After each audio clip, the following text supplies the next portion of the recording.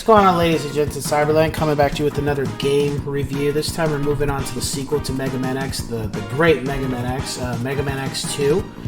So, with this game, it takes, I know it didn't come out 6 months after, but the game story takes 6 months after Mega Man X. Mega Man X is now pretty much running the show of the Maverick Hunters, and he's hunting down everybody that's a Maverick. He's trying to get them up out of here. They're still a threat to humanity. Zero also, I didn't mention in the last review, but he did it. Well, actually, I should have mentioned it because that blows the story. Zero was pretty much one of the highest level ranking Maverick Hunters, and unfortunately, he died. He didn't make it. And this game subplot is about trying to resurrect him. X isn't trying to resurrect him. But there's these three Maverick Hunters, elite Maverick Hunter or Mavericks, that are trying to resurrect him, and you can see them right there. And their interest in resurrecting Zero, of course, is probably to utilize him as a weapon against X because X is taking out their comrades.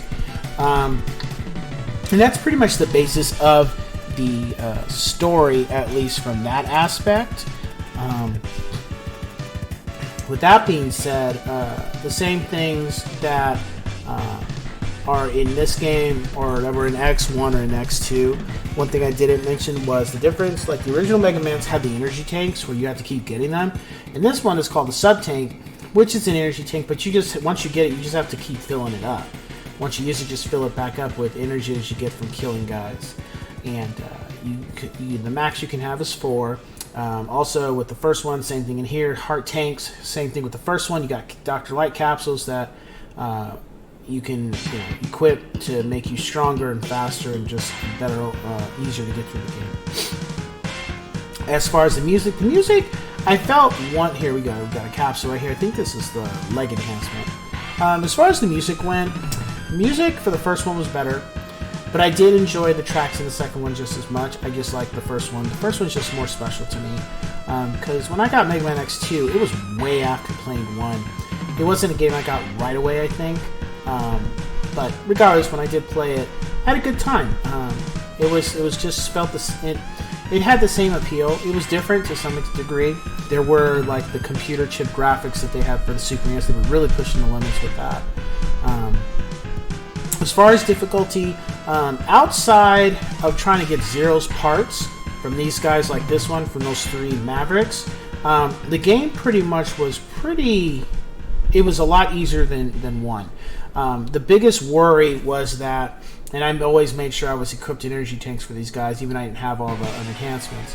The biggest concern is if you didn't take these guys out and you don't kill them right here, but if they get away, then you missed that part for Zero. And if you don't get all the pieces of Zero, well, then you're going to have a problem later at the end of the game. I don't want to say what that is. I'm just going to say you're going to have a problem. Does that mean you can't beat the game? No, it just means you have to do something extra that you wouldn't have to do if you got those parts. So, as far as lasting appeal, I feel 1 was better. I feel 2 had a lot of its good moments, but I think the problem with 2 was more so the Mavericks in the first one were very memorable, and the thing is, certain things like in 1, if you beat certain levels, it would affect another area. They kind of scrapped that moving forward. They didn't do that with Mega Man X2. So if you beat, at least I don't recall when I was going through the levels. So if you beat certain places, it didn't really affect the next one, or made it less difficult or easier, because the first one did that. But the graphics were improved, as you can see right here. They did a lot more. As far as the enhancements were kind of about the same. But the suit looked cool. The suit that he has right now with all the enhancements, they were cool. As far as the replay value, it's the same like Mega Man X. It's just you beat it. If it's something you want to go back to, cool. If not, you beat it, you just move on to other games. But if you can't, that's if you can't find it. Oh, and this was the first time we had the appearance of Dr. King. He was that gentleman right there. He was actually the one that found Dr. Light's capsule of Mega Man X in the first one, and we'll find out some things. I don't recall if Kane. We used to think Kane created Zero. We come to find out he didn't. But I think Kane did build a lot of the Mavericks, not intentionally. And he did build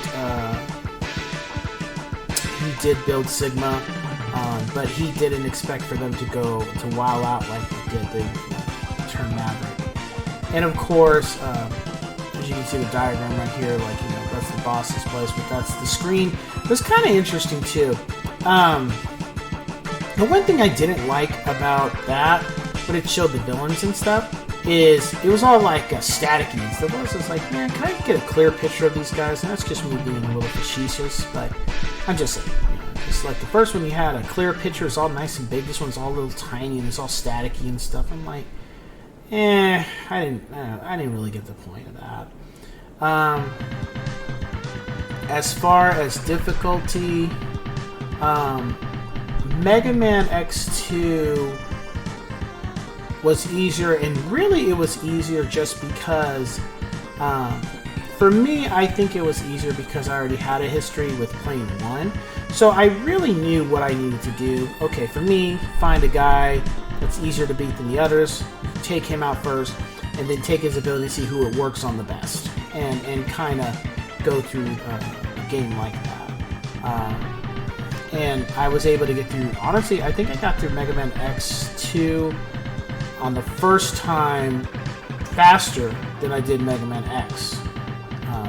Even though with my gameplay for Mega Man X2, I have more videos. So, yeah.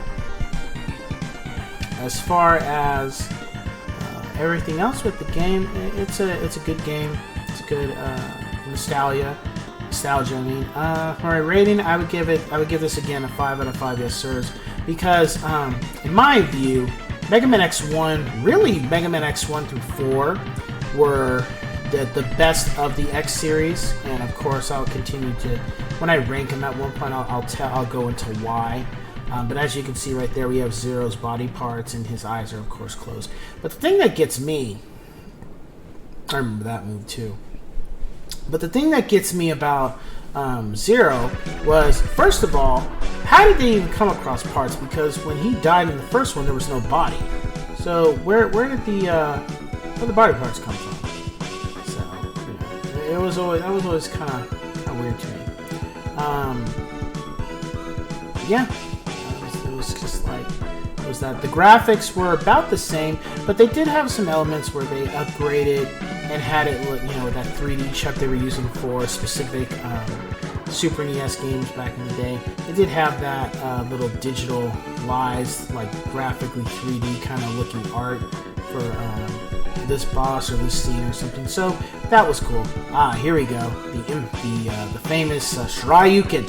So Capcom, being Capcom, they knew how people felt about the Hadouken. So wow, you're so cool. I'm not worried. He's gonna get the Dragon Punch, Ryu and Ken's Dragon Punch. I kind of felt like he should have been dressed up in the gi again though. But then all of a sudden, here we go. Got the secret move. And all of a sudden, Shoryuken.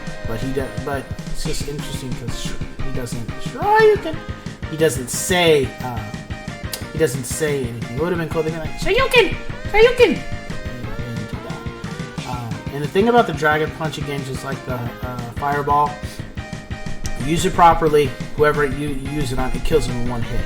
Except the final boss. Final boss, it doesn't completely wipe them out. But the thing about the Shoryuken as opposed to Fireball, which was kind of, I get it, but it was kind of like, is that if you're more likely to miss using that than you would the Fireball. And it is what it is. Of course, you have to have full energy. You have to have all the weapons, all the energy tanks, all the hearts, all the body upgrades and stuff for it to work. And then if it does, whoever uses it on it kills them in one hit. So with that being said, if you liked 1, check out 2. You'll have a good time. And as you can see, the main guy behind the curtain returns Sigma, which, they already made it that he was coming back. He wasn't gone. So, yeah. So if you enjoyed the first one, check out the second one. That being said, I will catch you guys on the next one. Take care.